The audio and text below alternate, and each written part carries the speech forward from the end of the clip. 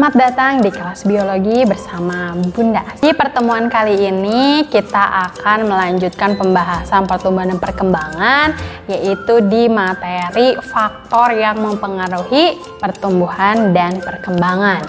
Jadi faktor yang mempengaruhinya itu ada dua ya, ada faktor internal dan faktor eksternal. Sekarang kita bahas yang faktor internal dulu. Untuk faktor internal yang mempengaruhi pertumbuhan dan perkembangan, itu yang pertama ada faktor gen. Yang kedua ada faktor hormon. Sebagaimana yang sudah dipelajari sebelumnya, gen itu adalah segmen DNA tertentu yang membawa informasi genetik penentu sifat. Dan yang kedua, yang mempengaruhi pertumbuhan dan perkembangan secara internal itu ada hormon ya.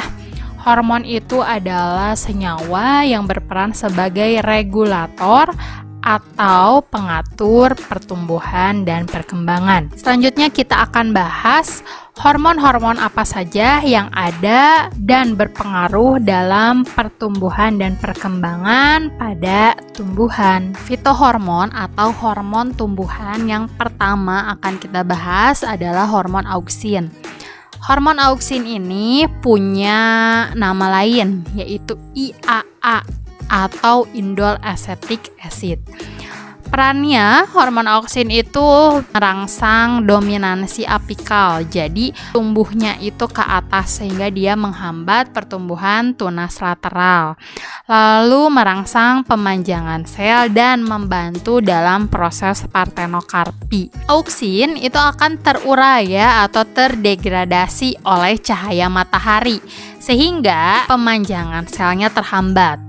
Peristiwa ini terjadi ketika kalian waktu SMP mungkin ya praktikum menanam biji kacang hijau atau kacang merah, yang satu di tempat gelap, yang satu di tempat terang.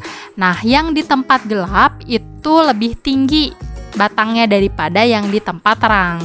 Kenapa? Karena kalau yang di tempat terang si auksinnya itu terurai sehingga pemanjangan selnya terhambat, sedangkan yang di tempat gelap itu auksinnya aktif ya, tidak terurai sehingga tumbuhnya batangnya itu lebih tinggi dibanding yang terang.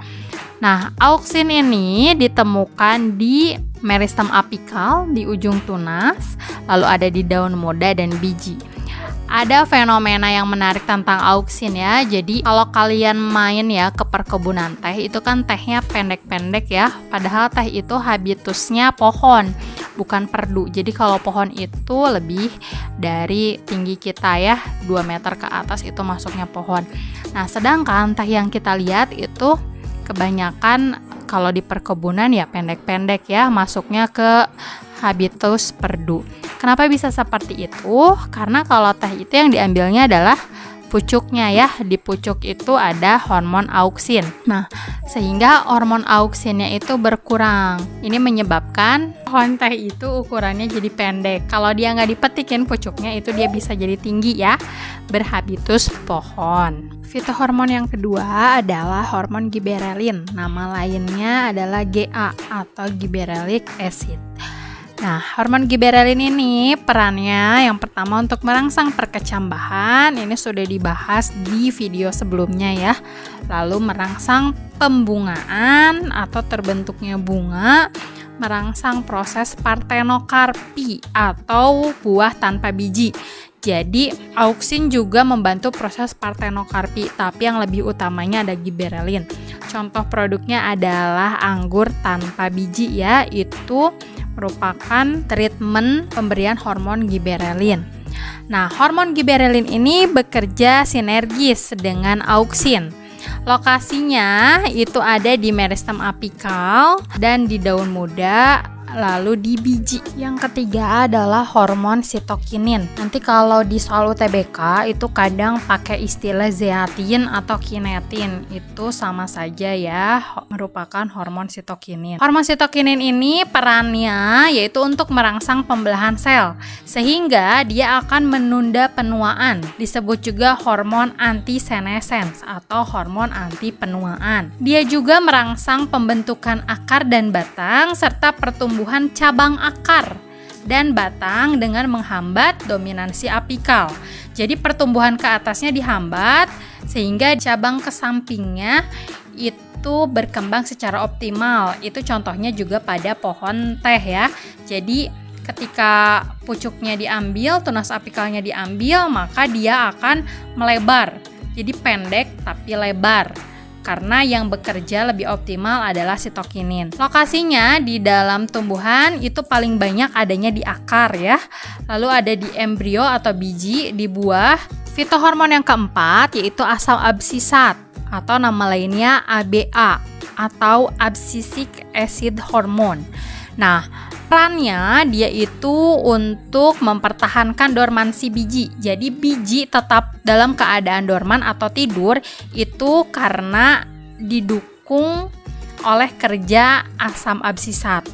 Dia juga merangsang pengguguran daun saat kemarau ya, lalu merangsang penutupan stomata saat kekurangan air. Maka fungsi utamanya itu adalah menghambat pertumbuhan ketika kondisi ekstrim agar dia bisa tetap hidup. Nah, si asam absisat ini bekerja antagonis dengan auksin dan giberelin.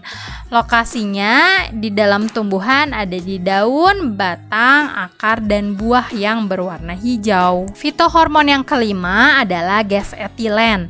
Gas etilen ini tidak berwarna dan cepat menguap. Perannya untuk merangsang pematangan buah dan merangsang pengguguran daun yang sudah tua dan buah yang matang. Jadi kalau asam absisat tadi itu merangsang pengguguran daun saat kemarau, kalau gas etilen merangsang pengguguran daun tua ya, itu berbeda. Hormon yang keenam yaitu asam traumalin, disebut juga hormon luka atau kambium luka. Pasti perannya itu untuk regenerasi jaringan yang terluka ya pada tumbuhan. Nantinya sel-sel di sekitar daerah yang luka itu akan cepat membelah, lalu bekas lukanya akan tertutup kembali oleh benjolan yang disebut sebagai kalus. Lokasinya ada pada bagian tumbuhan yang terluka. Lalu yang ketujuh adalah hormon kalin. Fungsinya untuk merangsang pembentukan organ tumbuhan. Ada 4 jenis kalin. Yang pertama adalah kaulokalin, berarti merangsang proses pembentukan batang. Rizokalin merangsang proses pembentukan akar. Filokalin merangsang proses pembentukan daun, dan antokalin merangsang proses pembentukan bunga. Beberapa hormon lainnya yang suka ada di soal UTBK itu ada florigen dan fernalin ya.